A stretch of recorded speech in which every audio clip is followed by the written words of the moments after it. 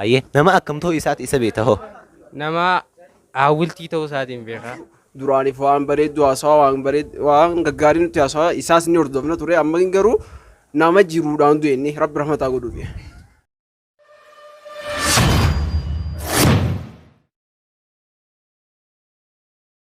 السلام عليكم ورحمة الله وبركاته.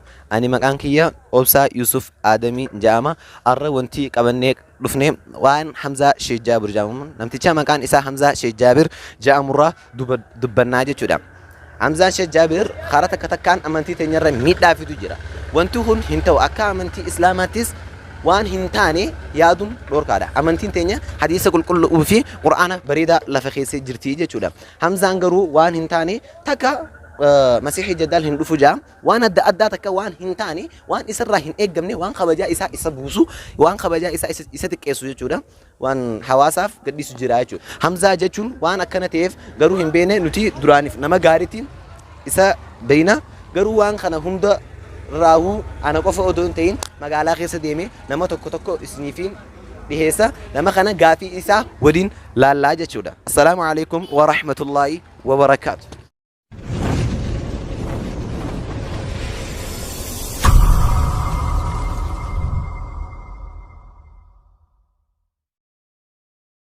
السلام عليكم ورحمة الله وبركاته. وعليكم السلام ورحمة الله وبركاته. وعليكم السلام ورحمة الله وبركاته. وعليكم السلام ورحمة الله وبركاته. وعليكم السلام ورحمة الله وبركاته. مقاخي إنيو سنجان أسامة عبدي.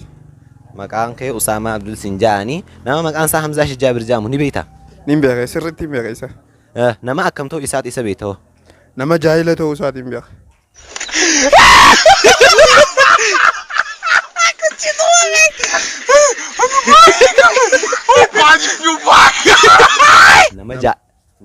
نما جاهلة نما بدا دني nama jaayila nama badaa ta'uu isa beektaa jechuudha. Waan dhiyoota na sooshaal miidiyaa gubbatti of jiru takkaatu jira. Masiihii jaddaal hin dhufu waan jedhamu takka fidate. Waan tana akkamitti ilaalta? Wanti tun ni dhufa inni Hamzaan ammoo jaahilummaa isaatiin nama burjaajeessuuf waan akkanaa of jira.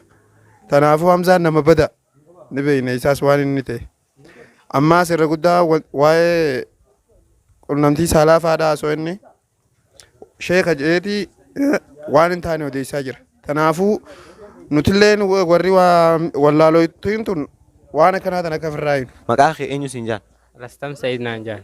Rastam Sayyid jaan maqaa bareedaadha qabda. Nama maqaan isaa Hamzaa Sheek Jaabir jaamu ni beektaa? Niin beekee. Ayyee nama akkamtoo isaati isa beekta hoo? Nama hawwiltii ta'uu isaatiin beekaa.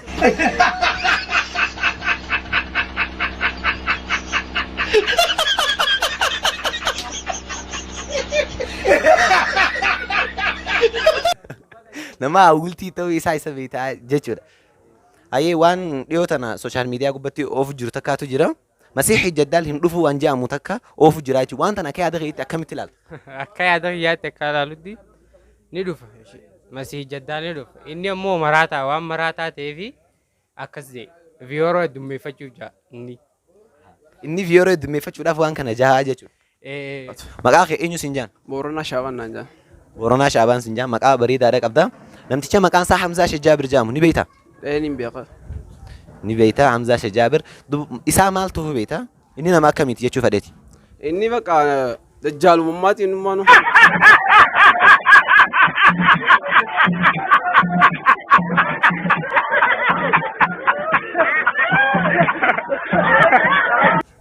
Innummaan sanuu dajjaalummaatti.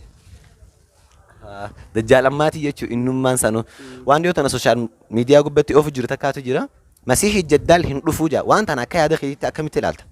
Waa masiihii dajjaal ni dhufa inni garuu foloowaraa fi viyoora isaa heddummeeffachuu jecha gallakkise inni nama if dagateewu.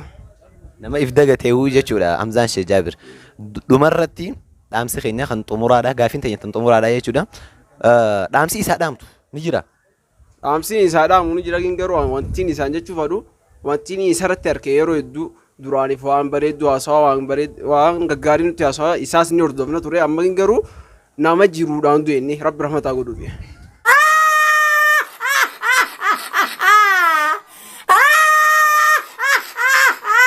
Nama jiruudhaan du'e jechuudha Hamzaa Sheek Jaabir. Maqaa kee eenyu siin jaan? Toofiq naan jaan. Toofiqii siin jaan maqaa bareedaadha qabda. Hamzaa namticha Hamzaa Shijjaabir jedhamu maqaa isaa. Ni beekta Hamzaa Shijjaabir? Hamzaa Shijjaabir hin beeku.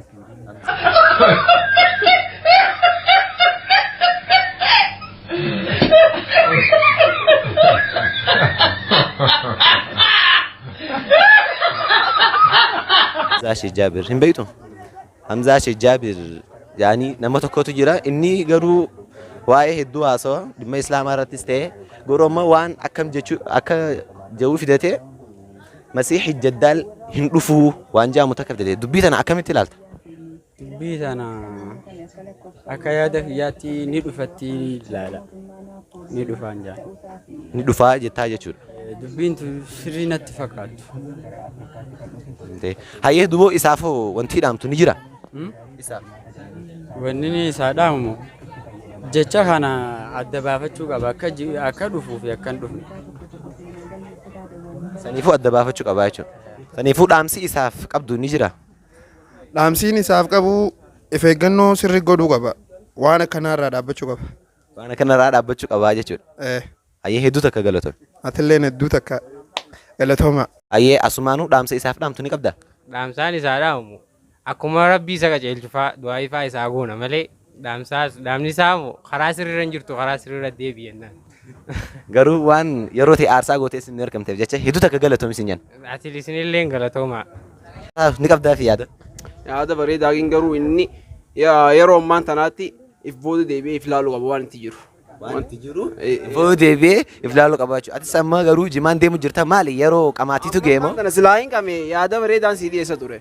Amma waan hin qabneef gaadhiifama. Hayyee garuu qamaatee irraa shaakaluudhaaf hedduu takka galatoomi isin jenna. Thank you.